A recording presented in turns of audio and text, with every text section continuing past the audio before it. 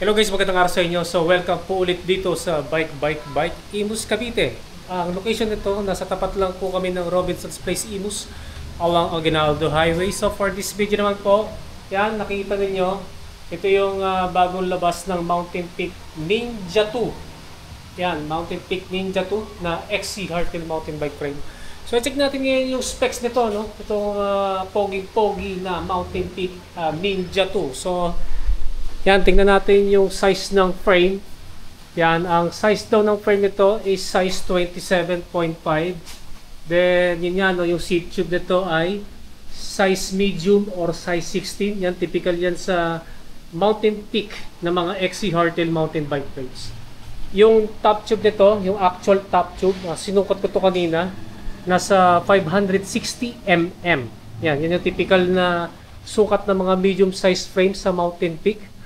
Then, tingnan natin yung head tube. So, yung head tube nito, yan, tapered, no? So, nakalagay daw dito 44 mm at saka 50, ano to? 55? Yan, tingin ko 55, no? 55 mm. Yan yung siguro yung sukat ng mga silvery na ilalagay dyan, no? Sa tapered head, sa yung headset, no? Dito sa tapered head tube. Nitong Mountain Peak Ninja 2. Then, syempre bago labas to, no? Yan, kita natin na full internal cable routing.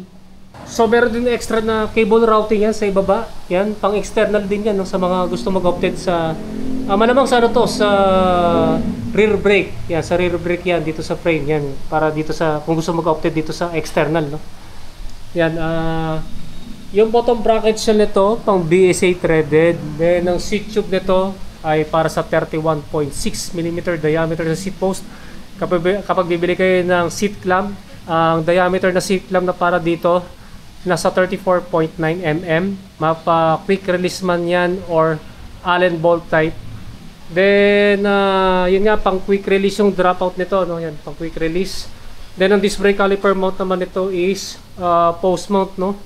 So tingnan naman natin yung sa lalagyanan ng battle cage. Yan, pang ano lang to, meron lang isang mount yan para dito sa battle para sa battle cage dito sa down tube, no. Yan. So tingnan natin, kita natin yung pagka-welding nito. Smooth welding dito. Yan. Smooth welding dito sa may bandang head tube, sa may top tube, base ng top tube tsaka down tube.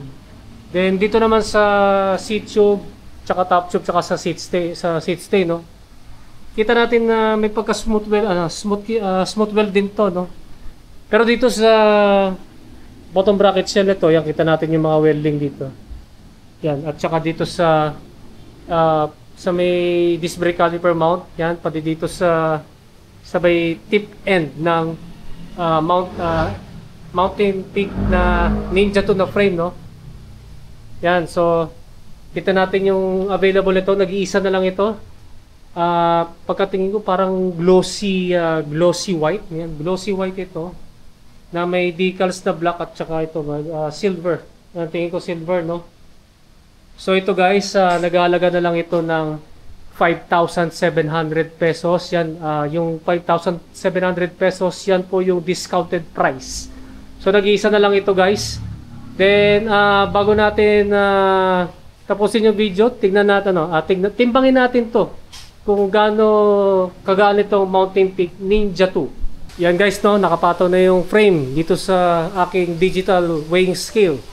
So yung size 27.5 na medium na Mountain Peak Ninja 2 ay nagtitimbang lang ito ng 1,886 grams or mahigit 1.8 kilograms. Yan, nagbago ng konti. 887 grams or 1.89 kilograms. So napakaganito para sa budget na XC hardtail mountain bike frame na Mountain Peak Ninja. So ito nga guys, nag-aalaga na lang ito ng 5,700 pesos dito sa Bike Imus Cavite. Yan, so i-grab nyo na to guys, nag-iisa na lang ito. So kung meron kayong tanong regarding dito sa poging frame na to na hindi ko na-mention, i-comment na lang ninyo sa comment section down below.